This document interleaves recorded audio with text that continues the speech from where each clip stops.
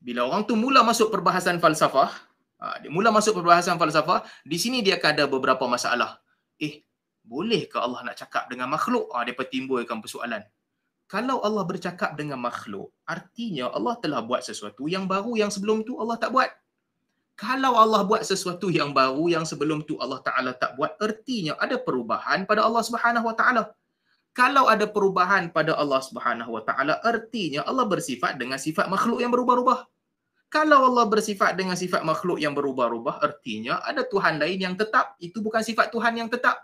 Kalau begitu, artinya ia mustahil berlaku bagi Tuhan yang tetap. Kalau begitu, maka tak bolehlah kita katakan Allah Subhanahu Wa Ta'ala berbicara.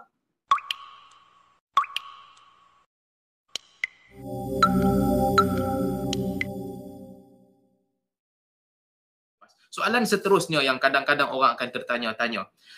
Perbicaraan tentang kalamullah ini, kan, Al-Bukhari mulakan tajuk bukunya dengan berbicara tentang kalamullah. Orang awam pilih yang macam mana? Kadang-kadang ada orang yang bertanya. Untuk orang awam, orang kebanyakan yang biasa-biasa ni, yang mengaji agama pun takat dia pergi kelas fardu'ain ataupun dia belajar sikit-sikit, sedikit sebanyak. Mazhab dia mazhab apa sebenarnya? Dia ikut Salafi ke? Dia ikut Asy'ari ke? Dia ikut Maturidi ke? Dia ikut Jahmiyah ke? Dia ikut Salimiyah ke? Dia ikut Karamiyah ke? Orang awam ni ikut mazhab apa sebenarnya? Ini soalan yang ditanya. Sebab kadang-kadang orang kata duk bincang tinggi-tinggi ni, orang awam pegang, yang orang awam pegang tu betul ke tak betul? Ada yang bertanya soalan macam tu kan. Orang awam mereka betul ke tak betul kepercayaan mereka? Baik. Untuk orang awam, okey, untuk orang awam, kebiasaannya, kebanyakan orang awam yang pengetahuannya adalah pengetahuan biasa apabila membaca nas-nas Alkitab dan juga nas-nas As-Sunnah, maka mereka akan berpegang dengan kepercayaan yang zahir daripada nas itu. Zahir maksud apa? Zahir maksud apa yang nak disampaikan oleh nas itu. Perkataan yang diletakkan di dalam nas itulah yang orang awam faham, yang zahir daripada nas. Zahir ni tidaklah semestinya literal, tidaklah semestinya metafora. Tak. Zahir tu ayat yang macam tu, untuk orang awam bila mereka dengar, macam mana mereka faham ayat itu, itulah yang mereka faham. Jadi tentang sifat Allah Subhanahu Wa Ta'ala, apa sifat kalam, terutamanya sifat kalam Allah. Apabila kita membaca Al-Quran, kita membaca sunnah Nabi SAW, kita membaca apa yang disebutkan oleh para ulama, kita akan dapati, maksud saya ulama-ulama awal dululah, kita akan dapati siapa yang baca, dia akan faham bahawa Allah Subhanahu Wa Ta'ala berkata-kata, berbicara. Ini orang awam faham. Melainkan dia mengaji mazhab-mazhab tertentu, dia mendalam mengikut falsafah yang dipegang oleh mazhab-mazhab tertentu, dia ada kepercayaan mengikut mazhab itu. Tetapi bagi kebanyakan orang awam yang dia jauh daripada perbahasan falsafah, perbahasan kalam apa semua, bila dibaca nas, dia akan faham sebagaimana yang ditekankan oleh para salaf. Kita tengok hadis kan, contohnya hadis Nabi SAW, bila Nabi SAW kata dalam hadis yang diriwayatkan oleh Al-Imam Tirmizi, kata Nabi SAW, ma minkum min ahadin illa yukallimuhu Allah yaumal qiyamah laisa bainahu wa bainahu turjuman.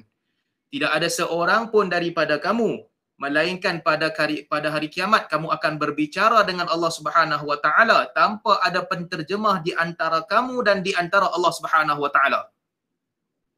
Ini Nabi SAW sebut.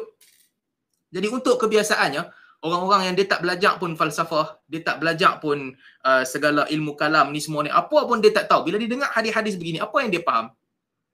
Yang dia faham, Nabi SAW nak menceritakan bahawa semua di antara kamu, tak ada seorang pun di antara kamu, melainkan nanti di akhirat kamu akan berbicara dengan Allah Subhanahu Wa Ta'ala tanpa ada penterjemah. One by one, satu sama satu, kamu akan berbicara dengan Allah Subhanahu Wa Ta'ala.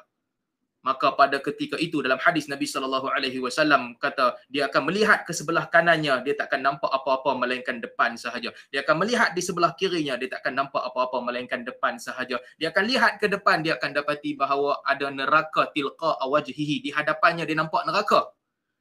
Maka kata Nabi SAW, fattaqun nar walau bisyiqqati tamrah. Hendaklah kamu takutkan neraka, berlindunglah kamu daripada neraka meskipun dengan menggunakan dengan separuh daripada buah tamar. Sedekahkan buah tamar itu, berlindunglah daripada neraka. Ini kata Nabi SAW. Maka bagi orang awam, apabila mereka membaca hadis ini, Dan mereka membaca ayat-ayat di dalam Al-Quran, akidah mereka adalah akidah yang selari dengan fitrah kebanyakan orang yang membaca begitu. Dia percaya bahawa Allah Subhanahu Wa Taala bersifat dengan sifat mutakallim.